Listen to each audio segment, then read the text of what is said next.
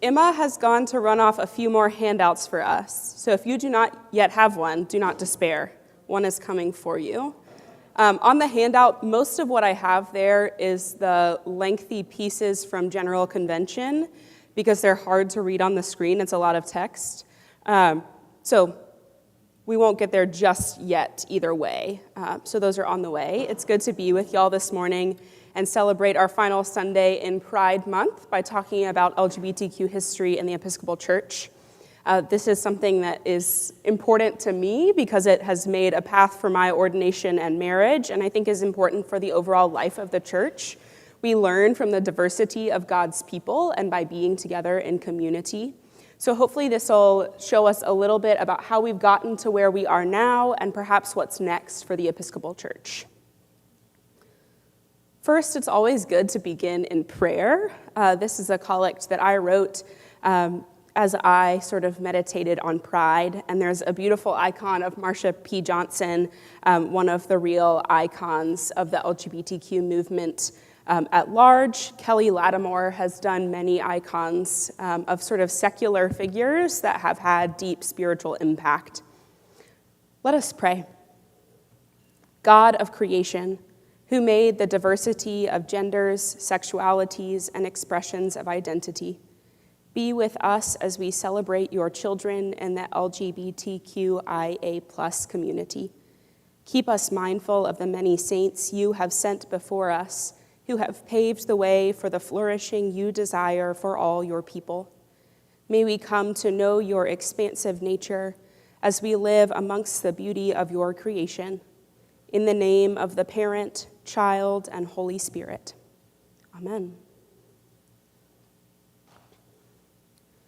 A reminder that may be obvious, but is worth stating. There have always been LGBTQ+ people in the church. That's both in the pews and in the pulpit. Statistically speaking, it's likely that at least one of Jesus' own disciples would identify as what we would now consider part of the LGBTQ+ community. There wasn't quite language for it, or certainly not the same language that we have today, and it wasn't as culturally accepted. We certainly still have movement to do in our own culture, but it's worth noting that there have always been queer people in the church and in the Jesus movement, and queer people across all faiths and denominations. I have some vocab for us just to get us started to make sure that we are all speaking the same language. Some of these words may be familiar to you and some may be less familiar. LGBTQIA+, you will see different iterations of that acronym. Sometimes it's just LGBTQ or LGBT, sometimes there's a plus. It all is sort of an umbrella term for these many identities. L stands for lesbian, G for gay, B for bisexual. Bisexual is being attracted to two or more genders. Transgender, which means your gender identity differs from the sex that was assigned at birth. Notice that is not transgendered. There is no ED on that word. Sometimes that slips out. It's not a verb. It is an identity. Queer or questioning queer is often used as a sort of umbrella term for many identities that fit within this community. Intersex, which means you have one or more biological sexual characteristics that might differ. Sometimes that means outside genitalia differ from internal anatomy. So there are a variety of specifics to that identity. Asexual means not experiencing sexual attraction. Two-spirit is a word used by Indigenous people that is sort of similar to the word queer. It can mean not straight and not cisgender. There's, again, a variety of identities that might fit under that umbrella. If you're not an Indigenous person, this is not the word you should use to identify yourself.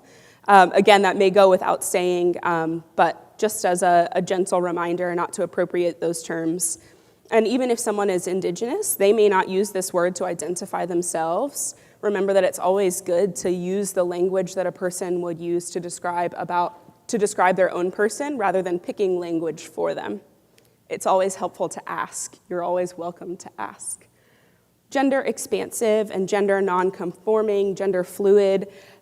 People define these slightly differently. Again, it really is about the way that you define your own identity and words that help explain it to other people. But basically, those words mean that you don't identify as exclusively male or female. You might have an identity that changes over time. We think of all of these identities as variable across the lifespan, and always sort of expanding and leaving room for that fluidity. Non-binary, again, is outside of that gender binary of male and female. Sometimes that means that a person truly doesn't identify as either. That's where we come up with the pronoun they, the singular they. And sometimes it means that a person, their personal understanding moves from one gender to another. So again, allow people to help you understand their identity, and always be ready to hear a person explain those things about themselves. Pansexual is similar to bisexual, and sometimes those words are used interchangeably. Pansexual is an attraction to any gender. Some people who are bisexual may use both of those words, but allows space for the understanding that gender is not just a either or binary.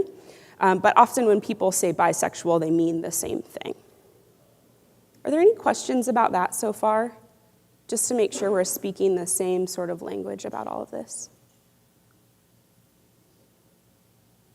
Okay. So there's always been some sort of LGBTQ movement within the church, but the Episcopal Church in particular really started seeing some of those shifts in 1974. This brought women's ordination in a non-official way, and also groups started organizing within the church. So first I'll talk a little bit about the Philadelphia 11. These are 11 women who were ordained in a non-traditional way. Retired bishops ordained these 11 women without permission from the larger church. Women were not officially allowed to be ordained yet, but there were ways to read the canons of the church that left room and ambiguity.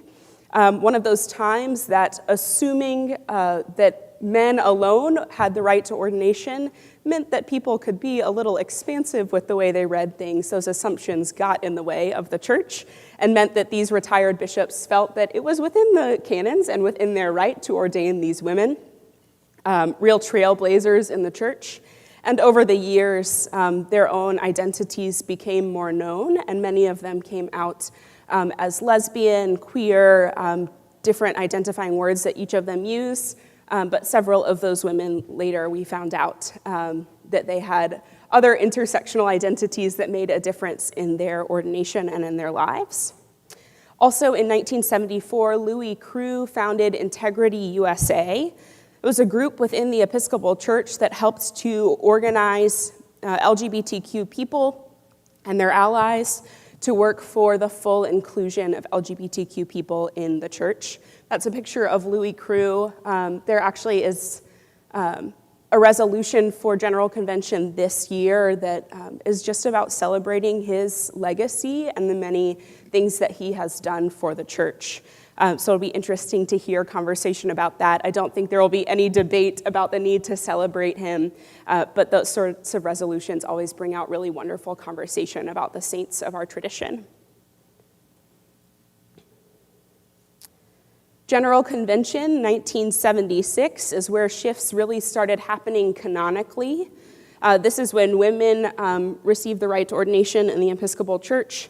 They also had resolutions that read as follows: homosexual persons are children of God who have a full and equal claim with all other persons upon the love, acceptance, and pastoral concern and care of the church, and that they are entitled to equal protection of the laws with all other citizens. So LGBTQ people should have the same rights as any other person. We can read this now and see that as a relatively low bar to include people in the life of the church and say that they are indeed deserving of love and acceptance and inclusion. But we also know that there are many traditions in which that is not accepted. So while we might read it as a low bar today, it's still really significant in differentiating us from other traditions, Christian traditions and other faith traditions at large. I'll also name that the word homosexual is not really used anymore. It's a word that has a lot of baggage, I think, particularly for people of faith who may have some religious trauma. That's a word that's thrown around a lot in more fundamentalist traditions. Gay, lesbian, words like that are more accepted and more commonly used. I don't know of any gay person that uses homosexual to describe themselves. There are not anyone in my circles that I hear use that word, for what it's worth. But again, if that's how someone likes to describe themselves, use the language that they use. I'll say a little bit about how General Convention works. I don't want to assume that we know how that part of the Episcopal Church works. Often we don't know about it until something significant happens at General Convention, and even then, it's one of those things that can have some kind of insider language, so I want to make sure we're all understanding sort of how this process works. So General Convention, which happens every 3 years, is the governing body for the Episcopal Church. Lay people, clergy, both priests, deacons, and bishops all gather for this meeting and make up 2 houses at General Convention. There's a House of Deputies, which is lay people and clergy who are sent by their respective dioceses to gather together. And there's also the House of Bishops, which is made up of both active and retired bishops. And each of those houses votes on every resolution that comes to General Convention. They debate on them, change the language of them, but both houses have to approve something for it to become the canons of the church. The canons of the church are just our rules. The Constitution explains how those canons are to be followed. But every 3 years, they meet to amend the constitutions and canons, much like our government does. They adopt budgets, they authorize liturgical resources, adopt communions and covenants with other church bodies. So there's conversation about our relationship to the larger Anglican communion, which is the global umbrella that the Episcopal Church fits under. They hold elections, things like the presiding bishop, the president of the House of Deputies. Often other people who are working at the national church are elected at General Convention. Between those every 3-year gatherings, the Executive Council, which is also made up of lay people, priests, deacons, and bishops, meets throughout the years to make sure that business is kept up with between General Conventions. Any questions about how that process works? That's sort of a general overview. Yeah. A reminder that people are watching online, so I'll bring the microphone to you for questions so they can hear us.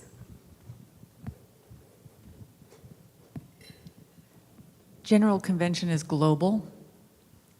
Is national. There are also gatherings of the global Anglican communion. Mm-hmm.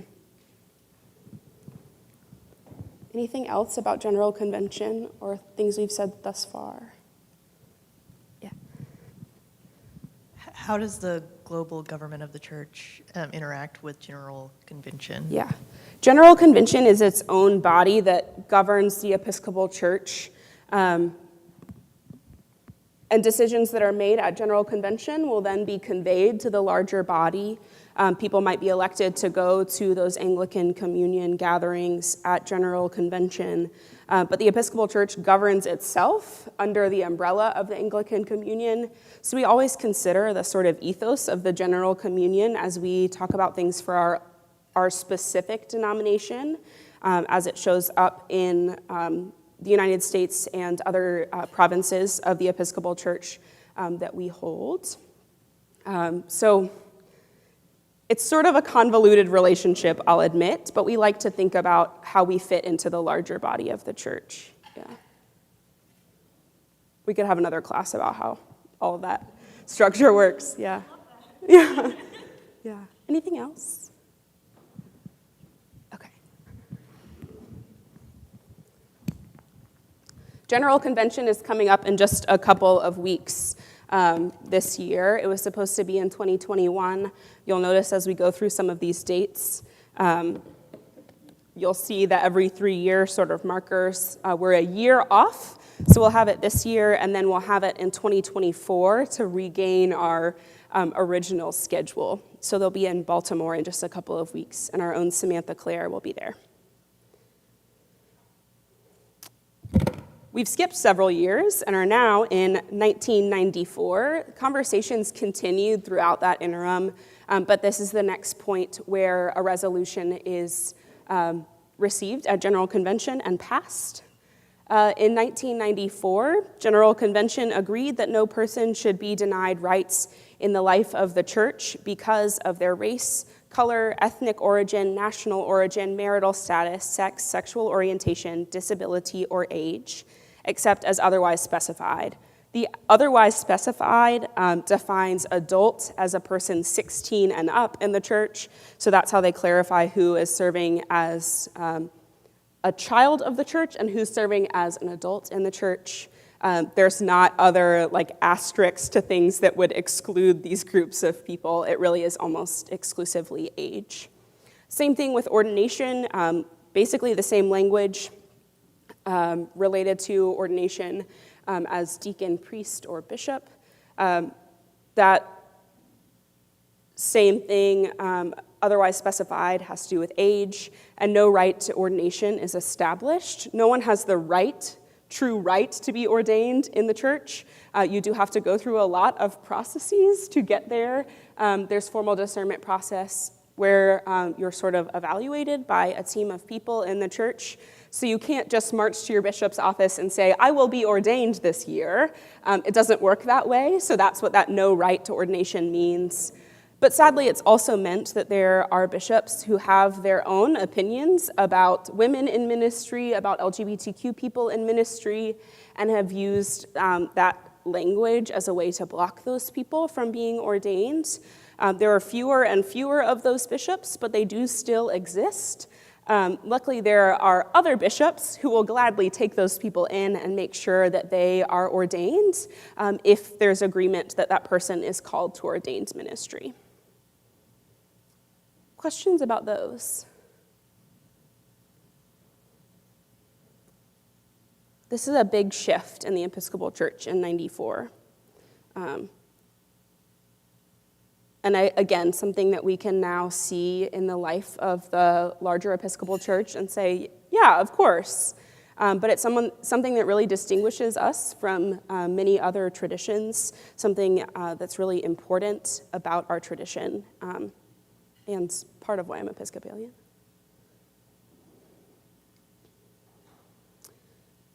In 2003, this resolution is really put to the test in the Episcopal Church. Gene Robinson was elected as the first openly gay bishop in the Episcopal Church. His ordination, or his election and then consecration as bishop caused a lot of uproar, but just within the Episcopal Church and also in the Christian community at large. People protested his ordination, people who had no connection to the Episcopal Church other than we're those heathen Christians that like gay people. Those sorts of people showed up at his ordination, of course. But he really believed that he was following a call from God by living into his full identity.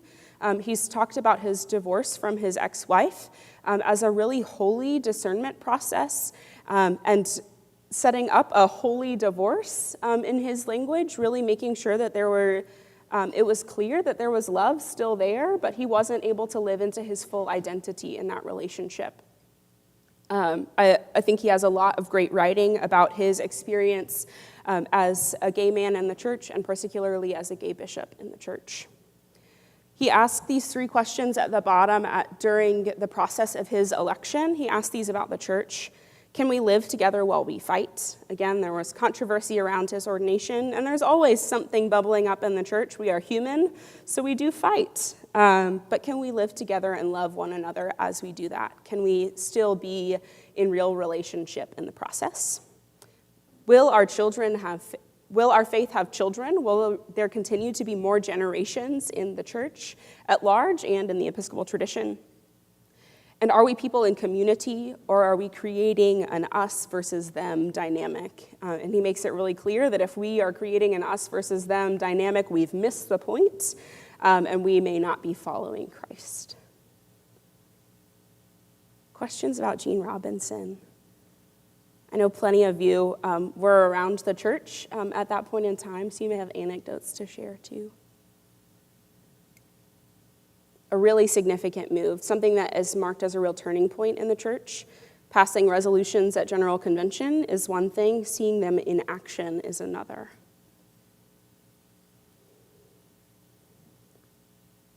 General Convention 2009. Again, you see there's a significant gap between conventions where significant legislation is passed related to the LGBTQ community. There's always lots of business at General Convention, and there's actually a database where you can search by topic and year and find all of the resolutions that were given to General Convention, what of them were passed. You can really get into the weeds with that. I am very much a church nerd and still find that whole thing sort of overwhelming, a lot of legal jargon in it as well.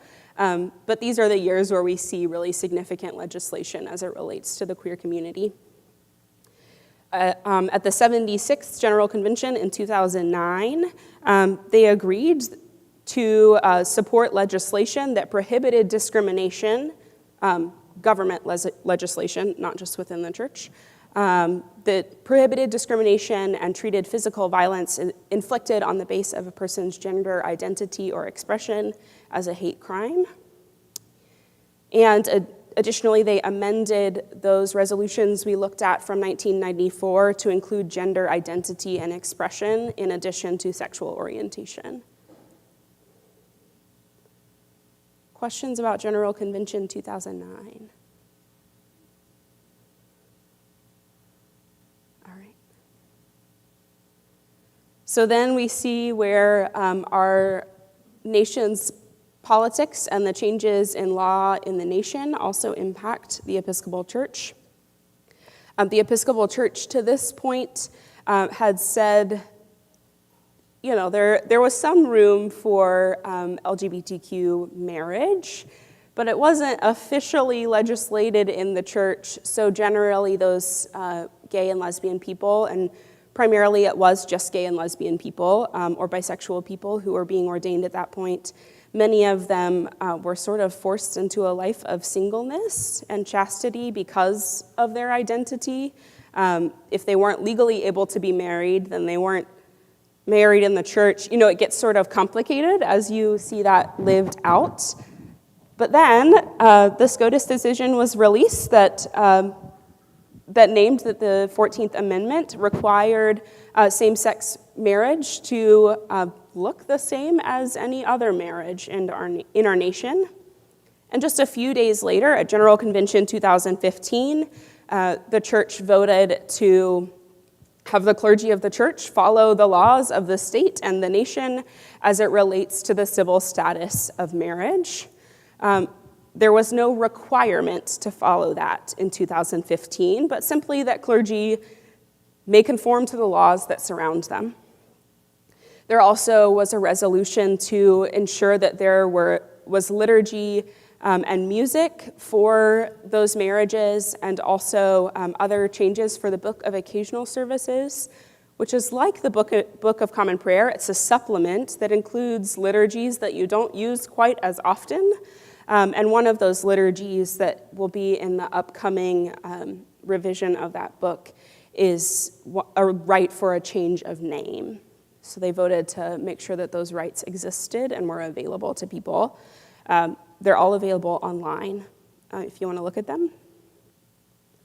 There's a few rights for marriage. There's one that is pretty much the same as what's in the Book of Common Prayer, but amended for gender-neutral language. There's one that has some new language around it and really shifts the way that we talk about marriage. It still exists within the same theology, but removes some of those pieces that were clearly intended to talk about marriage between a man and a woman. So I commend those to you if it's of interest. Angela and I read through all of them, as well as all of the Presbyterian options as we prepared for our own wedding, and I had a lot of fun seeing all of the prayers that were available to us. And certainly any clergy, if you want to look at those and think about the options that a marriage service might have for your own wedding, or just out of curiosity, we're always glad to talk about those things.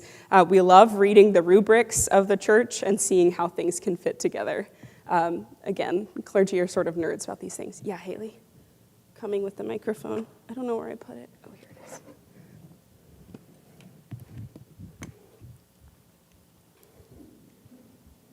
So the language on the last slide said the clergy shall adhere to the civil laws. What happens if the decision by the Supreme Court is overturned? Do they have to go back to not blessing gay and lesbian marriages? Theoretically, yes. Yeah. So priests are still required to follow the law of the land. We make exceptions to that sometimes. But if it's not civilly recognized, then yeah, a priest could certainly offer a blessing of a marriage, and the sacrament of marriage could still be available, but that doesn't change anything about the civil recognition of their marriage. So I will say that I will certainly continue to bless marriages as long as I live, no matter what the law of the land is, but that doesn't give you civil rights. It doesn't give you the other benefits of marriage. I know that you're good with God. I know that the marriage rite is intended to offer a human understanding of blessing for a blessing that God has already given. But yeah, it gets complicated, right? That's one of those times that it's really complicated. Priests are the one to sign a marriage certificate, so we become a person acting in and with the government. All of our ordination certificates are on file at the courthouse. That relationship gets sort of sticky, and there's people who have debated over the years whether priests should really be the one signing that legal document. What is the sacrament of marriage? What's the connection between that and laws related to marriage? It's really sort of a complicated relationship there, yeah. But often God's sacraments work in contradiction to the earthly realm, if you will. This is a quote from the service of renaming, a really beautiful service, one that I highly recommend you look at. Anyone who has a name change for any reason in their life, this was particularly crafted for people who were transgender or non-binary, who needed to have a name change to express their identity more fully, but certainly open to anyone. Plenty of people change their names for all sorts of reasons. So it's available to you, but this quote sort of demonstrates the language that's throughout this rite. Blessed be the God of Sarai, revealed as Sarah, Jacob, who became Israel, and Simon called Peter. There is a lot of history of people whose names have been changed by God, and we continue to enact that in our day. Any questions about either of those provisions? The 2015 things?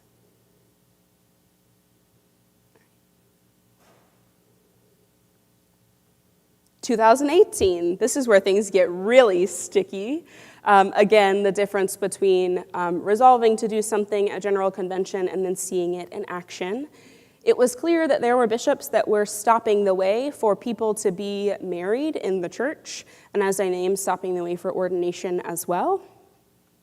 So the General Convention that year continued to authorize the liturgies that were offered the previous General Convention, those things for blessing a marriage. The witnessing and blessing of marriage is the one that's really similar to the Book of Common Prayer. The celebration and blessing of a marriage, too, is slightly different. The language there shifts a bit. This is a really long resolution. This is maybe a quarter of it. It's quite lengthy, but these are the points that were really significant in the life of the church. Bishops who exercised ecclesial authority could not stop a person in their diocese from accessing marriage. So if a bishop disagreed with same-sex marriage and wouldn't authorize it themselves, they had to appoint another bishop who would. Mind you, bishops don't normally have to be involved in marriage, except for the cases where it's a second or third and so on marriage. They do have to approve marriages where there is history of divorce, just to make sure that this one will be different, that there is a real, the processes for healing have been endeavored. Otherwise, bishops aren't really involved, but sometimes bishops get in the way of other processes of the church. So this is to prevent them from doing that. There was a lot of conversation about the Diocese of Albany and Bishop Love, who tried to prevent his clergy from being able to do blessings and celebrations of same-sex marriages. He wasn't allowed to do that. He wasn't allowed to stop his clergy from performing those rites, but instead was supposed to appoint another bishop who would oversee the pastoral care of those couples. This is what's known as DEPO, Delegated Episcopal Pastoral Oversight. So again, it says there that the bishop isn't normally needed for the rite of marriage. Sometimes they like to know just because they are curious what we're up to, but generally their approval is not needed.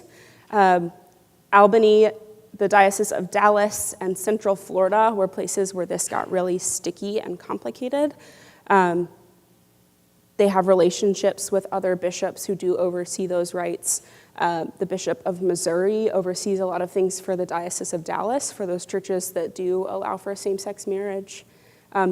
Still, no one is required to offer those rites, and a priest can always say no to a marriage for any reason, which does mean that sometimes their personal opinion is part of that. Generally, it's about something more substantive, but we ought to be honest about the power that exists in that relationship. So no one is required, but there should always be availability.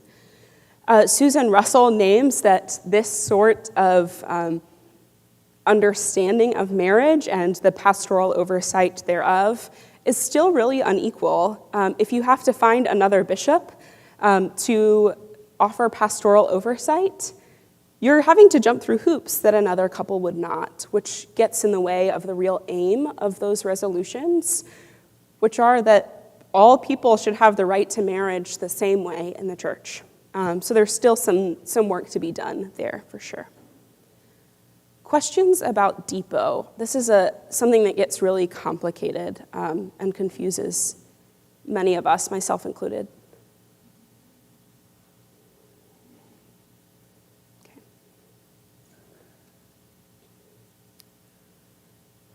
Because of these concerns, there is an LGBTQ caucus that will be at the next General Convention. So this is a group of delegates. Those are the people who are sent by the diocese to General Convention. There's a group of delegates who identify as LGBTQ themselves or are strong allies of the community.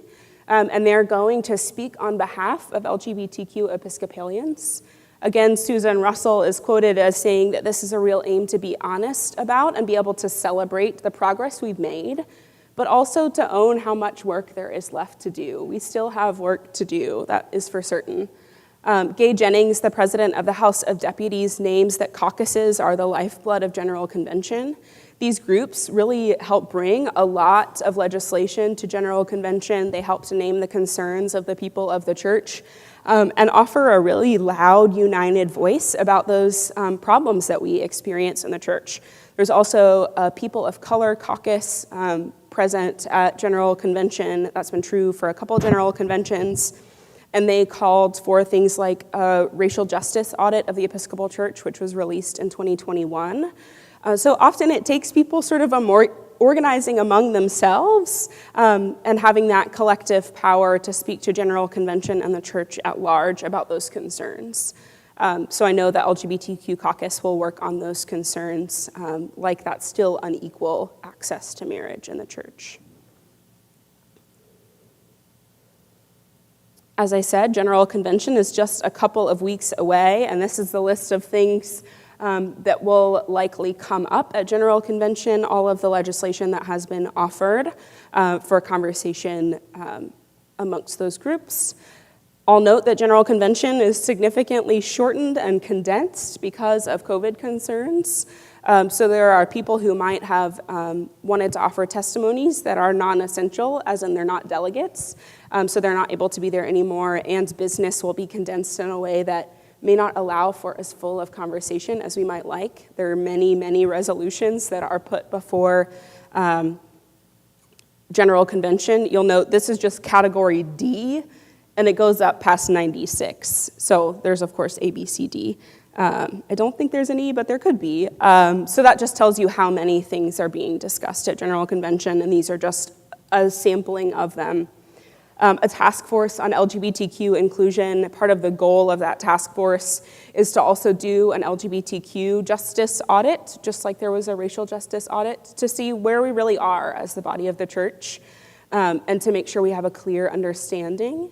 We're a big church. It's hard for me to know what's happening in a church that's in rural Pennsylvania. I have no idea what they're up to. I don't even know the name of the church. So it's important that we collect that information so we can know what one another are up to and how we are living as the Church of God, and the ways that the Spirit is really moving in each of our local contexts that are important for us to know about. It's a way to share the joys and celebrations of the church and also to be honest about where our shortcomings are. There are a variety of staff at the national level who are hired to work with particular issue areas. So there's a goal to have someone who is the director of LGBTQ and women's ministries. I think that would be a real significant move for the Episcopal Church. There's need for both of those things. Certainly, there will be conversation about Lambeth Conference, which is one of those gatherings of the Episcopal Church, of the Anglican Church. All of the bishops of the Anglican Church from all over the world gather. However, the spouses of same-sex bishops were not invited, and normally all spouses of bishops are invited to that gathering. So there's conflict among the Anglican communion, for sure, about this and many other things. The Episcopal Church is sort of the odd one out on a number of issues. So there'll be a conversation about that. I'm not sure exactly what resolution will be passed related to that, but conversation about that sort of exclusion that's still happening within our communion. Questions about any of that? There's a lot, and this is just sort of the tip of the iceberg. We've done a lot as a church, and we still have room to continue to grow. Likely there are things that you have noticed in the church that you wish were different, or things you wish we might grow on or follow God more fully. A few of the things that I would offer, and that I think many people share with me, including that LGBTQ caucus, is a need for the canons to be followed consistently. Again, there are still bishops who are not willing to allow for same-sex marriage. That feels like a problem when our canons say that people should have equal access to all of those rights. Most dioceses do, and again, when there's a bishop that is not living up to that sort of pastoral identity, other people step in. But it ought not be that hard to find a bishop that is pastorally concerned about you. We could do better in our celebration of transgender and non-binary people. We've made a lot of progress as it relates to lesbian and gay people in the church, and we can certainly do more in the life of the general church, and particularly with ordination as it relates to transgender and non-binary people. There is work that has already been done, and there is more work that could be done around expansive language and rights, and having those more easily available to people. There's a lot of supplements to the Book of Common Prayer that the average person in the church does not know they have access to. Most of them are online, but you might not even know how to Google them. So there's definitely some work to do there on creating those rights, continuing to update them, and also increasing access to them. We need more education in the church. Hopefully this is just one small piece of that education. If there's other things that you want to know as it relates to the LGBTQ community at large, or particularly in the church, tell me and we can talk about it. We need to have that education amongst our churches, both for clergy and lay people, so that we can really be in full communion with one another and be the body of Christ. We need to look to LGBTQ scholarship and center LGBTQ stories. There are a lot of religious scholars who identify as queer and have some really incredible scholarship to offer us, but we don't look at it as much. Seminaries don't look at it as much. Churches don't look at it as much, but we really need to center those stories if we're going to commit to learn from all of our siblings. Are there other things you would like to add to this list or questions about what's on this list that I've pulled together? We'll do it all together, I promise.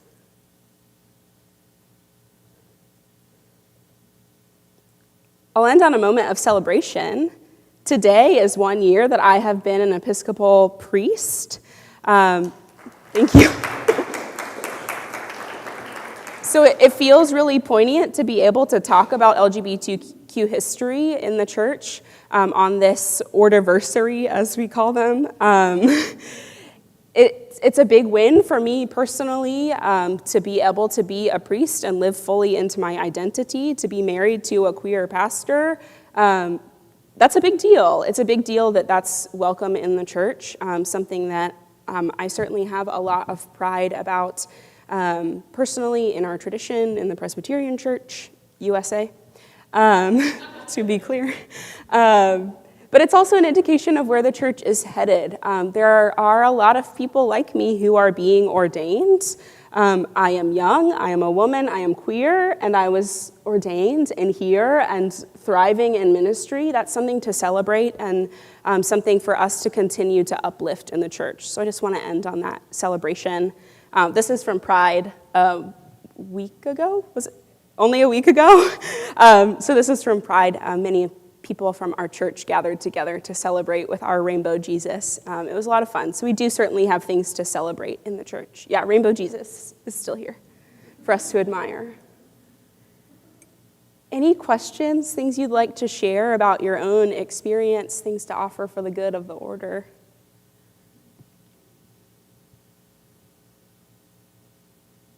Yeah.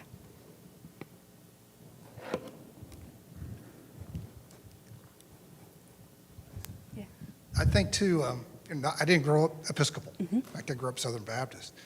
Later became Cooperative Baptist. It's a long story. But I think your witness to the broader Christian community is real. And even though people are fighting back, you're blazing a trail for people like me who didn't grow up in this tradition but can see Christianity thrive in this tradition and accepting of all people. And so don't sell yourself short. You're actually blazing a trail. Thank you. I appreciate it. Thank you. Yeah, I love to wear it. I have a couple, thank you. I have a couple of these shirts that say this queer pastor or priest loves you that I love wearing around and seeing the varied looks that I get. Either people who come up and want to give me a hug who've never met me before but have that same viewpoint, or people who have a really different viewpoint that we don't have to talk about right now.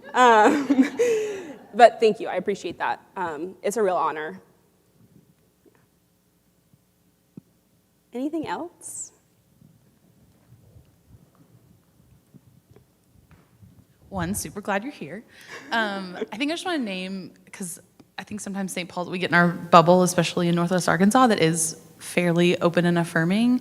I worked at a different church in Central Arkansas previously, and the priest there during I think it was the 94 resolutions, was really unsure what he was going to do about weddings for same-sex couples, and took a 6-week discernment period and read a lot of scholarship and prayed and did all the things you do during a discernment process, and changed his viewpoint and came around's not the right word, but I think that's a really beautiful tool that we have in the church. And sometimes I, especially as a younger person in the church, tend to lean towards if we can just, all the young people could be in charge, it would be great. But I actually think there's a lot of value in people who have been around a lot longer than us doing discernment and doing the work to change their minds and opinions and being advocates.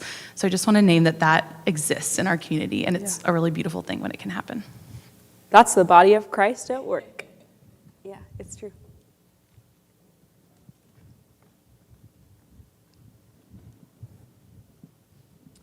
my question would be, how do we work with churches in our community that don't respect our marriages?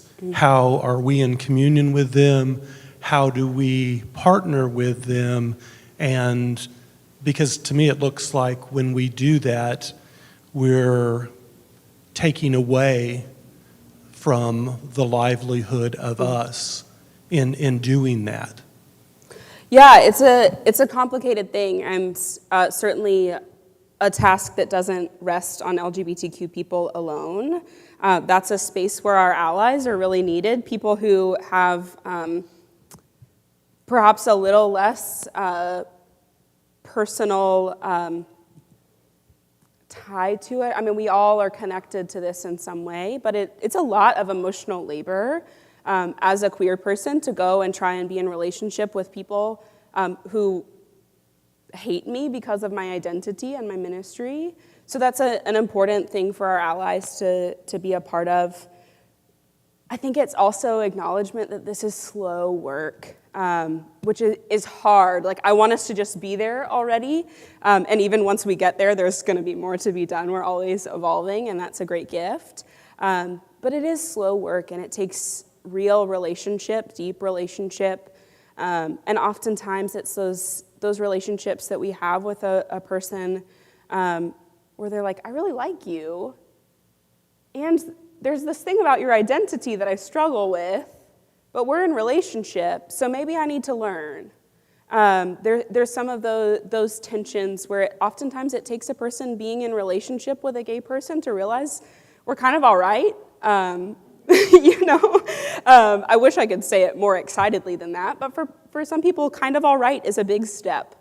So it does take personal relationship among faith leaders, among people in congregations, but it is slow work. I don't know how much that answers your question. I don't know what the concrete next step is for us in our particular community. I think some of it is continuing to show up as we are, as our authentic selves. Things like our banner that sits out where everyone can see it, that sort of witness. That still is not as good of an answer as I would like to give, for sure. Oh, sure. Angela's asking me to talk about CROW, which is the Council of Religious Organizations at University of Arkansas, where we are sort of an outlier in our theology. The St. Martin's building, the Episcopal Center on campus, has rainbow flags on it, has the trans flag on it, has a Black Lives Matter sign on it, things like that offer a witness. And I just sort of slowly offer of myself among that group to create some of those relationships and to offer the things that we are doing for people to continue to learn and be in relationship. So there's things like that. Is that what you're getting at? No? Okay. Angela wants to say more about that. I don't think that's on. Oh, now it is. So when Adeline is in a relationship with those other campus ministers and they have a student that comes to them who is LGBTQ, do you want to finish my sentence? Sure. I have reminded them that I'm a resource in the community and that I hope they will have the respect for their people to send them to someone who will walk with them in their full self. So I know there's a number of us who offer ourselves in that way, that if a person needs a mentor or pastor who's going to be affirming of their identity, that we offer ourselves as resources. And there are people who have sent me folks, which is huge. Yeah. Anything else? Or do you have more to add to that question, John, or ideas of your own?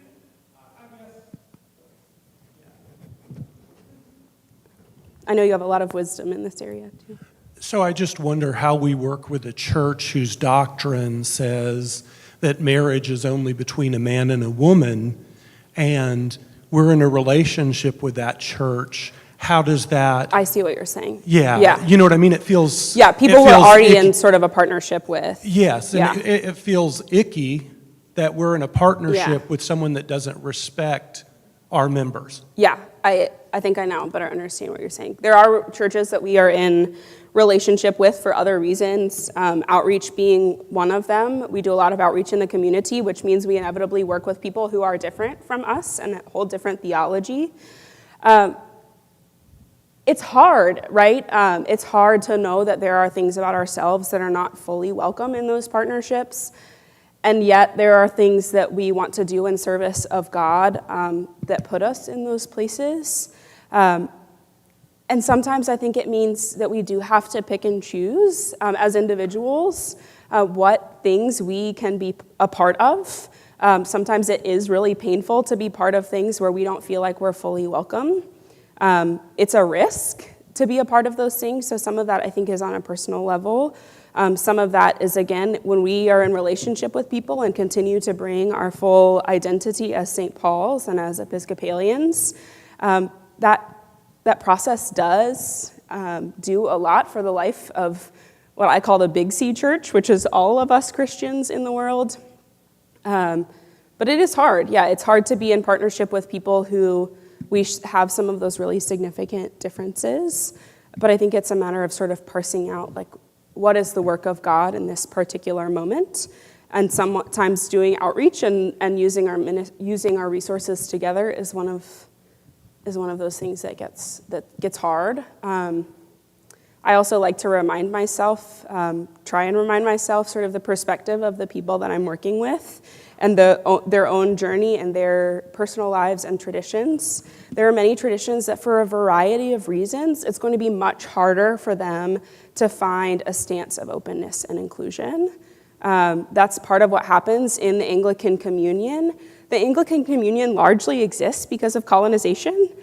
People who have taken the Christian church to places it was not before because they were there to save them. So it is really hard to go to those people and say, you're doing this wrong. You need to have this opinion. Your theology that we offered you hundreds of years ago is actually wrong again. You know, it feels like, well, it is another sort of act of colonization to force that on other people, which is hard for me to acknowledge, that to go to other parts of the Anglican Communion and say, like, no, actually my ministry is perfectly valid. You need to get on board is its own form of colonization too. So there's some of that history that is painful to recognize because we have to acknowledge our own harm that has been done in our tradition and recognize that there are things that are just going to make it harder for people of other traditions. Yeah. Thanks for helping me understand your question better. Last thing. There you go.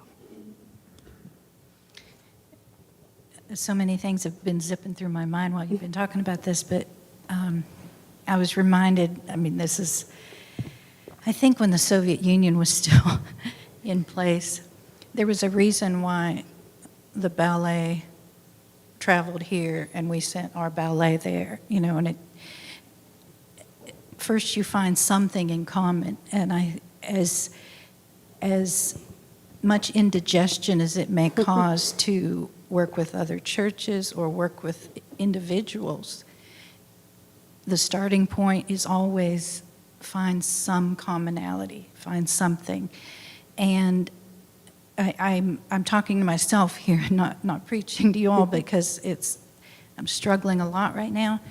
And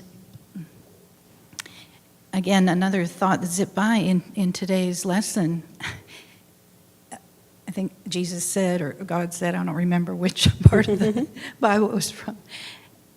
The law comes down to simply this: love your neighbor as yourself. Mm-hmm.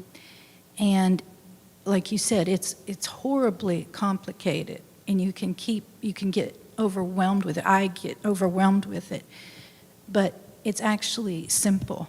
And when in doubt, when I'm frustrated and I'm ready to just give in to my demons or something, I think, okay, it is simple. And I return to that, love one another as you love yourself. And again, the people who are so vastly different from me that I don't even want anything to do with, I have to keep telling myself, there's good and bad in everybody. That's really simplistic. But I have a lot of shades in myself, and I don't want to be judged as one or the other. And I keep repeating to myself that everybody I come in contact with is like that. They're fighting their own struggle. And most people, as you know, take out on the world around them the things they hate most about themselves. But anyway, Yeah. just some thoughts. Yeah, both. It's deceivingly simple and also incredibly hard to love our neighbor as ourselves. Yeah. I think that's a sort of a good charge to us all as we head either to church or back out into the world. It's good to learn with y'all. It's a real gift to share of the things that I know and to learn from what you know and to hear what you're curious about. This is not the end of a conversation, simply the end of this 1 hour. So please send me your questions. Let's continue to be in conversation and continue to learn together. Thank you.